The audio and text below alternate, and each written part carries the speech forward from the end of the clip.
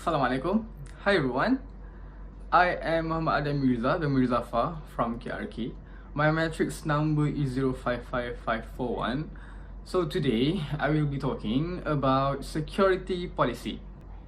Before we go any further, I want to thank Dr. Muhammad Effendi bin Muhammad for teaching us in detail about this subject, Information Security Management, CSA23103.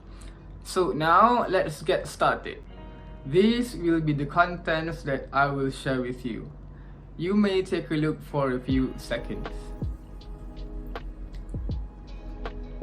Okay, what is security policy? As you can see, I will not read the slide, but I want to tell you that security policy is a high-level management statement of requirements and practices provided to installers, builders, maintainers, and users of an organizational information systems. Other details we need to know about security policy are: it represents the requirements to form a basis from the effectiveness and comprehensiveness of a security program. It is also a management tool to achieve an organizational IS objectives. IS means information systems. Security policy, it specifies what should be done, not how to do it.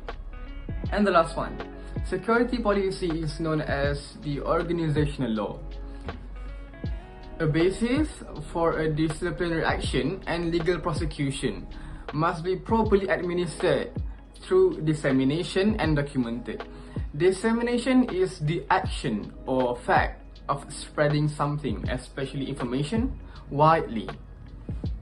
The diagram above is a visual representation, okay, of how security policy is being developed. Okay, so a policy, a complete policy, it consists of standards, procedures, and guidelines. So that is a policy. What are the characteristics when developing a security policy? To ensure a successful information system programs, the security policy should be written in clear, concise, and form to reduce misinterpretation. Okay? It is also should be high level, brief, and in a formalized statement. Security policy, it should be used to educate people, not to scare them, to make sure they are afraid of it. No, we build security policy to educate. Without security policy, an organization put themselves at risk and often flounder, or we call struggle, when responding to a violation. Next, security policy development should be a top-down approach. Top-down approach means it breaking down a big problem into smaller and understandable chunks. So in this case, security policy, it is initiated by the top management and also ends by their approval. Alright, there are 4 focuses in security policy development. The first one is purpose. Why should the policy address this particular concern? Is it because it is often happens? Okay. The next one is responsibilities. Who should the policy address? The third one is scope. Where will the policy be applied? And the last one is content. What should the policy contain? This one I will touch more in the next slide. So these are the processes of security policy development. Usually the development of something, the development of products, it is always gather requirements as the first step. So there are lots of ways to gather requirements, such as interviews, questionnaire, surveys, and observation. Okay, so next we define the project. Okay, it means we understand well the project, how the project works. Okay, then we build a security policy for the project. Okay, like I said before, security policy needs to be checked, reviewed and approved by the top management. And after all has been done, it will be published. The policy will be published and distributed, especially to the audiences. Okay, and after the policy has been published and distributed, it is time to have an ongoing maintenance. Okay, it means, I think the word is iterative. Okay, it means it is always checked, reviewed, updated. Okay, the security policy. So it is important, and ongoing maintenance. So it will be better and better. These are the people who takes part in developing the security policy. The first one is executives. The second one is legal, those who relates to the law. Sales, those who are handling one of the big asset in organization, which is the profit. Okay, R&D team means there includes activities which companies undertake to innovate and introduce new products and services. That is R&D.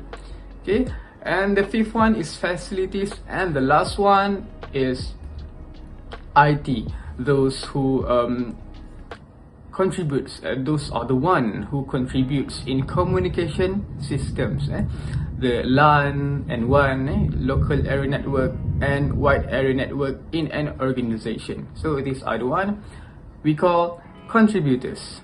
To whom the security policy applies? Kepada siapa, bukan ke rumah. To whom the security policy applies? Okay, so this is what they call the audiences. Alright, so there are, you can see there are employees, contractors, okay, third party. So I will touch one of them, subsidiaries, plural of subsidiary. Subsidiary means company that is controlled by a holding company. Okay, so to be more understandable, it is a thing that has lesser importance but still related. That is subsidiary. I'm sorry, but other than subsidiaries, I want to tell you some examples of the third parties. Some examples of the third parties are telephone company, marketing agency, and office supplies provider. Okay, so there are three examples of third parties. Okay, so other than that, employees, contractors, service providers, that is all the audiences of security policy development. Now we move on to categories. There are three categories of security policy: regulatory, advisory, and informative policy. Regulatory policy ensures that the organization is following the standard set by specific industry regulations. These policies are security policies that organization must implement due to compliance, regulation, and other legal requirements. Advisory policy. It strongly advises the employees on the behaviors and activities that should or should not take place within an organization. This policy is not mandatory but are strongly suggested, maybe with serious consequences defined. And the last one is informative policy. This policy exists just to simply inform the reader. There are no implied or specified requirements for this security policy, and the audiences can be internal, okay, such as within the organization or maybe external parties. Based on the explanation just now, we all know that regulatory policy is the most important security policy. This policy must be in every organization, okay, followed by advisory policy, and not mandatory but it's important too, okay. And the last one is informative policy. These are the key points, and 12 key points what should be in the security policy. So you can see that there are author, definitions, preferences, okay. So some of you may ask, what is the difference between author and authorizer? The author is the policy writer, while the authorizer is executive signer, with an ultimate authority. He has the special authority, okay. So effective date is basically the when is the security policy authorized. Review date is subject to agreement by all parties annually at least. Alright, so exceptions is who and what is not covered by the policy, okay. And the last one I want to touch about the enforcement. The enforcement is how the security policy will be enforced, and what is the consequences for the users, for the people who is not following the security policy, and that is an enforcement. There are 3 types of security policy: enterprise information security policy, system specific security policy, and the last one, issue specific security policy. Enterprise information security policy. This can be considered as the blueprints of the organization's security program. It embodies the strategic plan of how will the organization should implement their security procedures and guidelines for computer systems, among others. I think this is the most important of the security policy. Okay, next, system-specific security policy. This type of policy deals with a particular individual computer system. Basically, it works with the approved hardware and software for that particular computer system. And the last one, issue-specific security policy. This policy zooms in on a particular functional aspect that need more focused attention. Considering the requirements under the policy, okay, the organization create a sub-policy that will specifically covers and addresses the level of the security needed.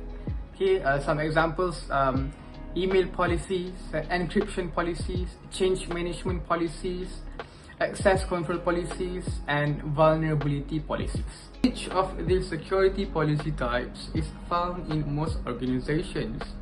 The usual procedure is to create the enterprise information security policy first, which is the highest level of security policy. After that, general security policy needs are met by developing system-specific security policy and issue-specific security policy. As a conclusion, security policy is just like humans. Humans are living things, but security policy is a living document that must be distributed, understood, agreed upon, uniformly applied, and managed. It also must have a responsible manager, or we call policy administrator. Okay, it must have a scheduled reviews, a method for making recommendations, like upgrades, and policy issuance. Okay, it's important. Okay, so security policy has to be managed very well, okay, to guarantee a successful information system programs. When the security policy is well developed, so people will be more careful, will be more concerned about what should be done and what shouldn't be done in the organization. So the better the security policy, the better the flow of an organization. That is all from me. That was just a little bit of knowledge about security policy. Thank you for watching and listening to my assignment video. Okay, You may share your knowledge or more information about information security policy in the comment section down below. Okay, thank you very much. Assalamualaikum. Bye bye.